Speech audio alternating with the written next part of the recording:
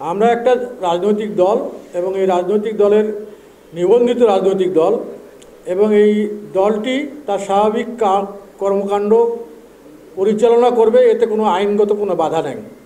তারপরেও দেখছি অযাচিতভাবে একটা ভ্রান্ত ধারণা চাপাই দিয়ে জাতীয় পার্টির রাজনীতিকে স্তব্ধ করে দেওয়ার জন্য একটা পরিকল্পনা চলমান।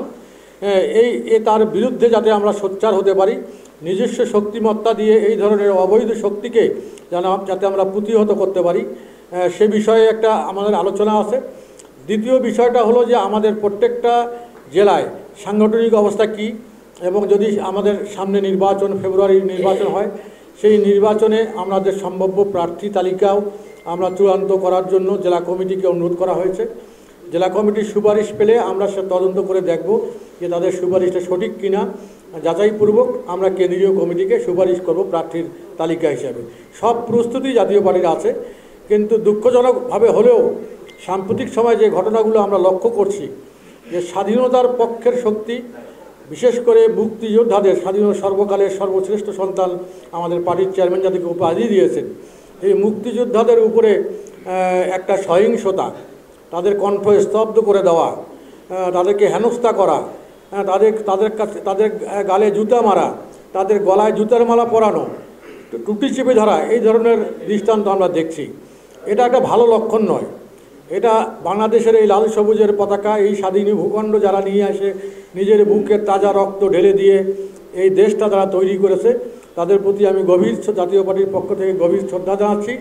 এবং এই অনাকাঙ্ক্ষিত যে এই ঘটনাগুলো প্রকাশ্যে হচ্ছে, এটা প্রতীয়মান হয় যে স্বাধীনতার বিপক্ষের শক্তিরা এখন অত্যন্ত সোচ্চার।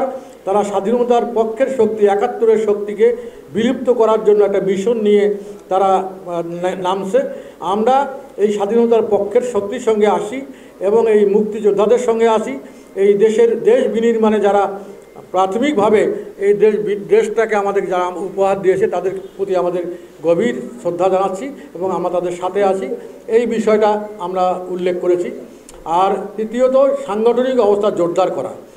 আমরা এখন তো কেউ যদি জাতীয় আওয়ামী লীগের সমর্থক হয়, মনে করেন জাতীয় একদম আওয়ামী লীগের সমর্থক, সে তার বিরুদ্ধে কোনো মামলা মোকদ্দমা নাই, সে যদি যোগ্য প্রার্থী আমরা মনে করি, আমরা দেবো না কেন? দেবো, অবশ্যই দেবো।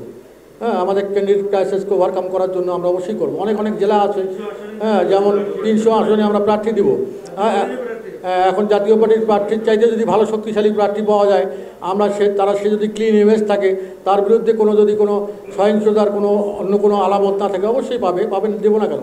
যেমন ধরেন আপনারা ফরিদপুর, গোপালগঞ্জ, অন্যান্য জেলাগুলো আছে যেখানে নিরঙ্কুশ তাদের আওয়ামী লীগের যেখানে সমর্থন আছে, আপনারা জানেন, সেখানে যদি জাতীয় পার্টিকে যোগদান করে কেউ, সেই জন্য ক্লিন ইমেজের লোক যদি জাতীয় পার্টিতে যোগদান করে, তাহলে তাকে আমরা মনোনয়ন দেবো না কেন? অবশ্যই দেবো।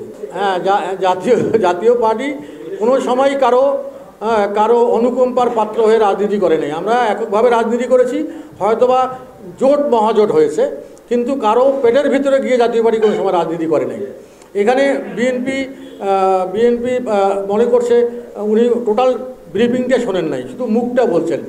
উনি, আমাদের মহাসচিব বলছেন, গণতন্ত্র রক্ষার স্বার্থে সব দলের অংশগ্রহণ নিশ্চিত করতে গেলে এই দায়িত্বটা বড় দল বিএনপিকেই নিতে হবে।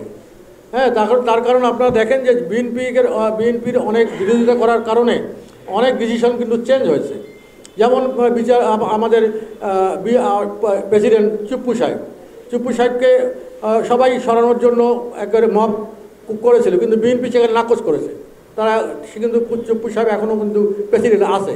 সেই জন্য গণতন্ত্র মনা যে দলগুলো আছে, গণতন্ত্রের স্বার্থে যারা গণতন্ত্রের পক্ষের শক্তি, যারা এই ধরনের মব ভায়োলেন্সে নাই, তাদেরকে বাঁচানোর জন্য তো বিএনপির একটা ভূমিকা থাকতে হবে।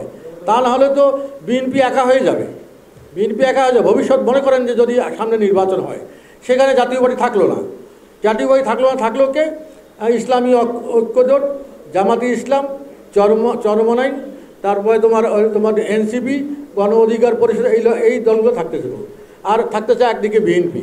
এখন যদি তারা বলে যে পিআর পদ্ধতি ছাড়া নির্বাচনে আমরা যাব না, তখন তারা যদি সরে দাঁড়ায়, তখন তো বিএনপি একা হবে। সেই একক নির্বাচনে তো এটা তো ন্যাশনালি ইন্টারন্যাশনালি এটা তো গ্রহণযোগ্য হবে না। যে বিএনপিকে বিপদে ফেলার জন্য অন্য অন্য যারা স্বাধীনতা বিরোধী শক্তি তারা কিন্তু চেষ্টা করতেছে, তারা বিভিন্নভাবে চেষ্টা করতেছে। আপনারা জানেন ঐক্যমত কমিশনে এই পিআর পদ্ধতি সম্পর্কে, লোয়ার লেভেলের পিআর পদ্ধতি সম্পর্কে কোনো আলোচনাই হয় নাই। এখন দেখতেছে যে বিএনপি তো আগায় আছে, বিএনপি তো রাষ্ট্রীয় ক্ষমতায় যাবে। এখন তারা দেখতেছে যে বিএনপিকে এই সময় একটা আঘাত করতে গেলে পিআর পদ্ধতিটা বাস্তবায়ন ছাড়া জামাতে ইসলাম নির্বাচনে যাবে না, এটা অজুহাত খুঁজতেছে। এই ধরনের খোঁড়া অজুহাত খুলে তারা বিএনপিকে যদি বিপর্যস্ত করার জন্য, বিপদে ফেলার জন্য তারা যদি নির্বাচন থেকে সরে যায়, তখন তো বিএনপি একা হয়ে যাবে, সেই নির্বাচন তো গ্রহণযোগ্য হবে না। সেজন্য বিএনপির স্বার্থেই আমার মনে হয় সব দলের অংশগ্রহণটা নিশ্চিত করা, এর জন্যই মহাসচিব সাহেব বলছে।